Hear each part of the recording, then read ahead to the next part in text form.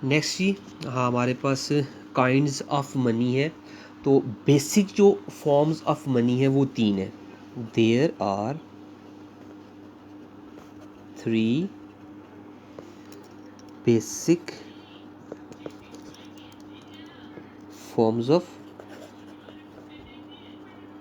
Money. कौन कौन सी है जी?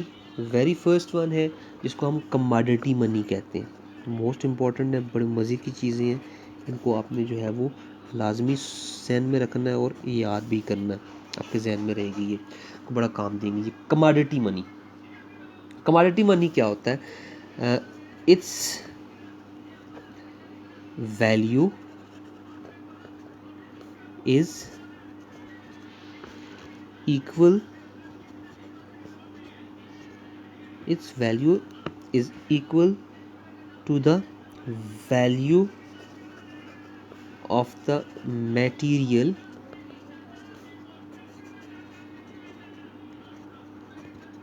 the money is made of। ठीक है। कमोडिटी मनी क्या है? कमोडिटी मनी एक ऐसी मनी है जिसकी वैल्यू जो है उस मनी को बनाने में जो उसका मटेरियल यूज हुआ है उस एग्जैक्टली मटेरियल के इक्वल्स हो, उस मनी को हम कहेंगे कमोडिटी मनी। घोड़ा है ना, घोड़ा अगर अच्छा है, अच्छी नस्ल का घोड़ा है तो 10 लाख रुपए का है। अब वो 10 लाख रुपए और घोड़े की जो अपनी वैल्यू है ये एग्जैक्टली क्या होंगे? सेम होंगे। बाजू का तो होता है ना कि जो वैल्यू सामने होती है चीज़ की वो उसकी अपनी, लाइक 5000 ऑफ रुपीज़ का जो आपके पास करेंसी नोट है, अब उसकी फेस वैल्यू जो है वो 5000 ऑफ रुपीज़ तो है, लेकिन उसके अंदर जो मटेरियल यूज़ हुआ है वो तो मेरे ख्याल में 10 रुपये का भी नहीं है, ये 15-20 रुपये का होगा। ठीक है ना। क्या हो रहा है, ये इस पेपर मनी की जो फेस वैल्यू है वो कुछ और है और उसमें जो मटेरियल यूज़ हुआ है उसकी वैल्यू कुछ और है। तो कमोडिटी मनी ऐसी मनी है जिसकी एक्चुअल वैल्यू और फेस वैल्यू क्या हो, दोनों एग्जैक्टली इक्वल हो। जो मटेरियल यूज़ हुआ है उसकी वैल्यू और इसकी अपनी वैल्यू क्या हो, दोनों सेम हो, तो हम कहेंगे ये क्रेडिट मनी का काम करता है। क्रेडिट मनी है, सॉरी कमोडिटी मनी है। सेकंड जो है वो है क्रेडिट मनी। इसकी मैं डेफिनेशन आपको लिखवा देता हूँ, फिर इसको एक्सप्लेन कर देते हैं। It means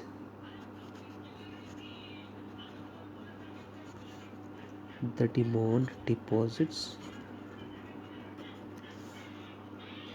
of banks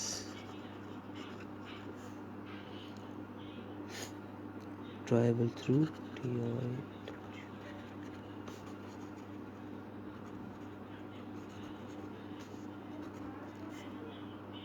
checks.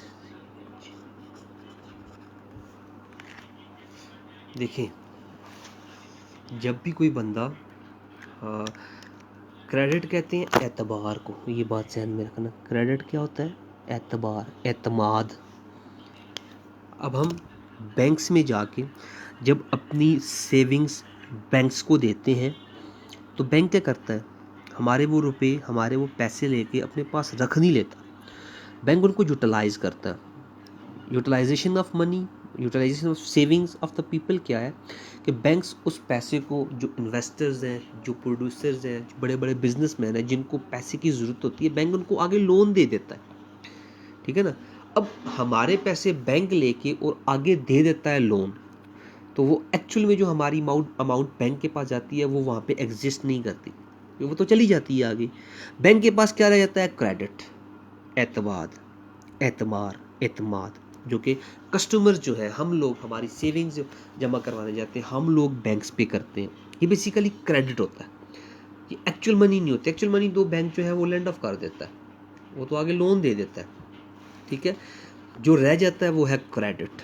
अब ये क्रेडिट मनी बेसिकली एक एतमाद होता है, कोई रियल मनी नहीं होती, इसलिए इसको डिफाइन किया गया है। इसका मतलब है क्रेडिट मनी का कि जो डिमांड डिपॉजिट्स हैं बैंक के वो ड्राएबल हैं थ्रू चेक्स। हमें पता है कि हम जब भी चेक लेके जाएंगे बैंक के पास तो बैंक जो है वो हमें जितनी अमाउंट हम डिमांड करेंगे वो दे देगा। हमारी सेविंग्स उसके पास है ना, एक बंदा लाख रुपए निकलवा वहाँ पे जाके बैंक पे छोड़ता है, बैंक ने तो आगे लोन दे दिया। ठीक है।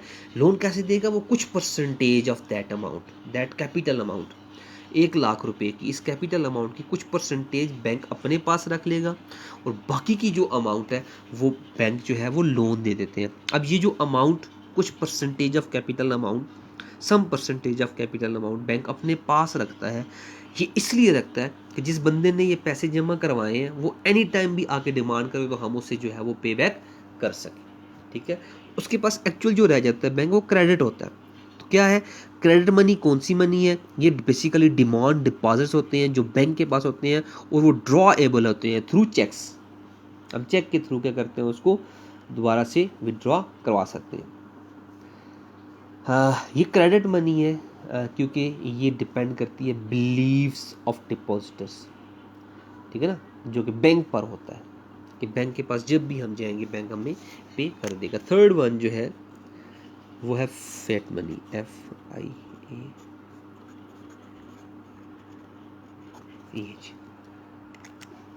इसको मैं लिख लेता हूँ फिर हम आगे चले जाते हैं। Sorry, it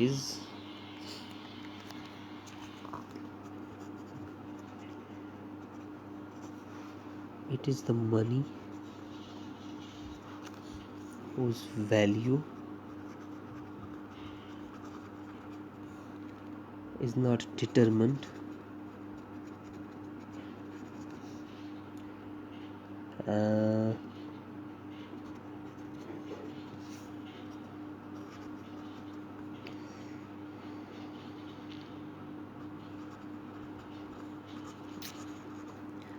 intrinsic value of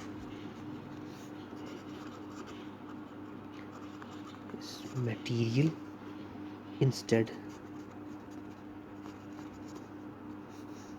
it has value only by government order। इसको FIAT विद इन ब्रैकेट कर लेते हैं। क्लियर हुआ जी? फैट मनी एक ऐसी मनी है जो कि अपने अंदर यूज़ हुआ जो मटेरियल है उससे डिटरमिन नहीं होती, उसको इंट्रिंसिक वैल्यू कहते हैं, ठीक है ना। फेस वैल्यू जो कि ऊपर लिखी होती है और intrinsic value basically material wise जो वैल्यू होती है उसको कहते हैं इंट्रिंसिक वैल्यू। तो फैट मनी एक ऐसी मनी है जिसकी वैल्यू जो है वो मटेरियल के बेस पे, इंट्रिंसिक वैल्यू जो है वो मटेरियल के बेस पे डिटरमिन नहीं होती बल्कि गवर्नमेंट उसे अलाउ कर देती है वैल्यू। जिस तरह मैंने आपको भी एग्जांपल दी थी को 5,000 ऑफ रुपीज़ का जो नोट है, करेंसी नोट, अब इसकी फेस वैल्यू है 5,000, उसका मटेरियल 10 रुपये का भी नहीं है। अब क्या हो रहा है कि इसकी जो फेस वैल्यू है ना 5,000, इसको गवर्नमेंट ने ये वैल्यू अलाउ की हुई है, इसलिए जो है ना हम लोग हंसी खुशी इसको लेते हैं और इस्तेमाल करते हैं। कोई बंदा इससे इनकार नहीं करता, जिसको 5,000 का नोट नज़र आ जाए एकदम से जो है वो ले लेता है, ना नहीं करता, ठीक है ना। तो पेपर करेंसी, ठीक है, जिसको हम कन्वर्ट नहीं कर सकते इनटू मटेरियल, वो क्या कहलाती है? फेट मनी, ठीक है ना। पेपर करेंसी है, उसको हम कन्वर्ट तो नहीं कर सकते मटेरियल में ना, क्योंकि उसकी इंट्रिंसिक वैल्यू जो मटेरियल यूज हुआ कुछ और वैल्यू है, उसकी फेस वैल्यू जो है वो कुछ और है। क्लियर हो गया? और जो मॉडर्न काइंस हैं, आजकल के जो काइंस हैं वो भी यही मनी है, फैट मनी है, क्योंकि उनके अंदर जो मटेरियल इस्तेमाल हुआ है उसकी वैल्यू कुछ और है, उसकी जो फेस वैल्यू है 5 रुपये का जो सिक्का है, काइन जो है, अब वो उसका मटेरियल जो अंदर इस्तेमाल हुआ है वो मुझे नहीं लगता वो 1-2 रुपये का हो। क्या है? इंट्रिंसिक वैल्यू कुछ और है, फेस वैल्यू कुछ और है। जिस करेंसी की इंट्रिंसिक वैल्यू कुछ और हो, फेस वैल्यू कुछ और, उसको कहते हैं फैट मनी, नकली मनी, ठीक है। तो ये बेसिक जो है इसकी काइंड्स थी। अब हम जो जनरल क्लासिफिकेशंस ऑफ काइंड्स हैं उनकी बात करते हैं। मैं यहाँ पे पहले लिख लेता हूँ जनरल, टॉपिक लिखा होना ताकि आप लोगों को ये चीज़ समझ आ जाए। General classification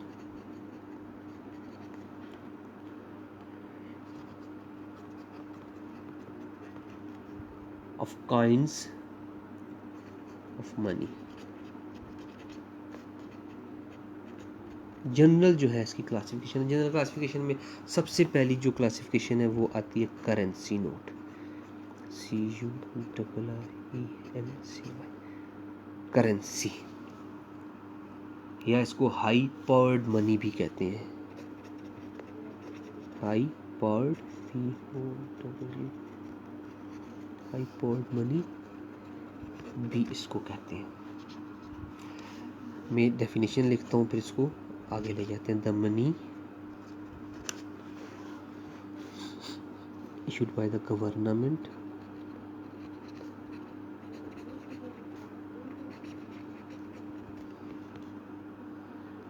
as official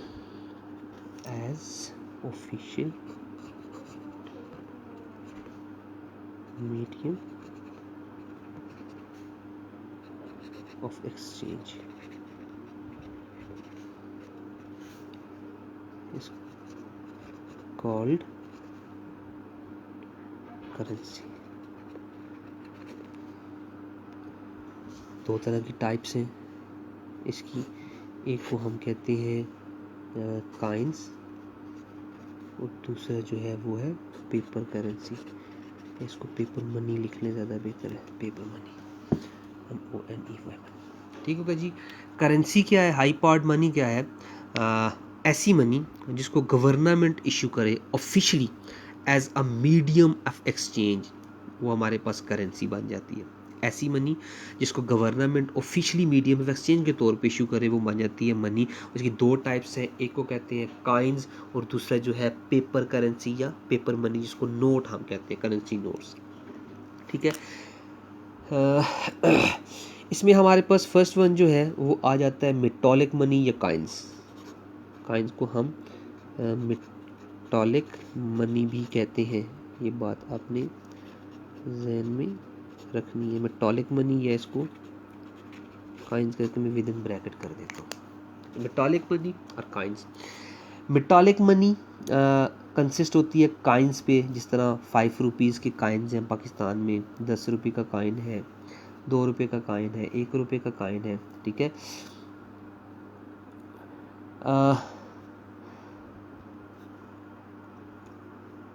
generally इसकी जो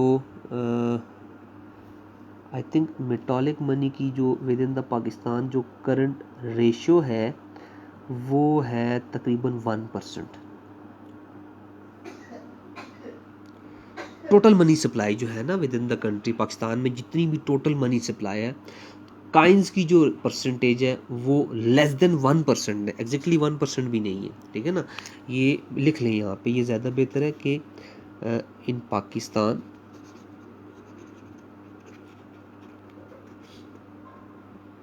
मेटॉलिक money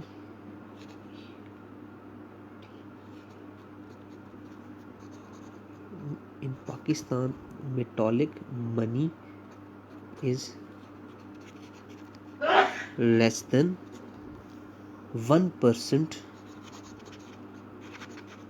of total money supply। जो टोटल मनी सप्लाई है इस वक्त पाकिस्तान में, उसमें जो काइंस का हिस्सा है, जो काइंस की परसेंटेज है वो लेस देन 1% है। ठीक है। अब काइंस जो है ये टोकन काइंस भी हो सकते हैं। टोकन काइंस क्या होता है इसको भी देख लेते हैं। Coins may be the token coins. तो टोकन काइंस क्या होते हैं? जब जो फेस वैल्यू है काइंस की, जो काइंस की फेस वैल्यू है वो फेस वैल्यू उनकी जो इंट्रिंसिक वैल्यू है, ठीक है, उससे बढ़ जाए। जब फेस वैल्यू जो काइन की है ये बढ़ जाए, then the intrinsic value, materialistic value of that coin, उसको हम कहते हैं टोकन मनी। मैं यहाँ पे लिख लेता हूँ, when the face value of a coin is greater than the value of metal it contains, it is called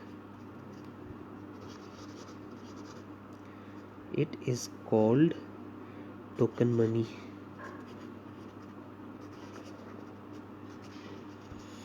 ठीक है। जब फेस वैल्यू बढ़ जाए इंट्रिंसिक वैल्यू से, तो हम कहेंगे ये कौन सी मनी है?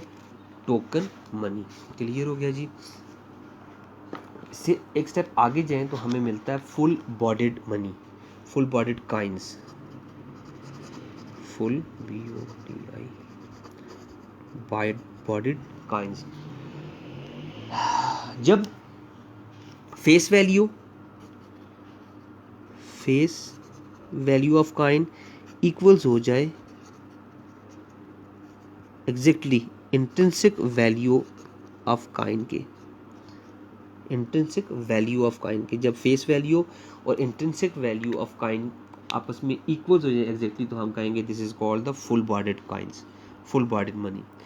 फेस वैल्यू भी वही है जो उसके अंदर मटेरियल यूज हुआ हुआ। तो एक वक्त में मीडियम एक्सचेंज के तौर पे जो गोल्ड के काइंस थे, सोने के काइंस, वो इस्तेमाल होते थे एज अ मीडियम एक्सचेंज। तो क्योंकि सोने की जो वैल्यू ऊपर फेस वैल्यू थी एग्जैक्टली उसकी इंट्रिंसिक वैल्यू भी एग्जैक्टली उतनी ही थी, तो हम कहते हैं कि ये जो गोल्ड के काइंस हैं ये फुल बॉडीड काइंस कहलाते हैं।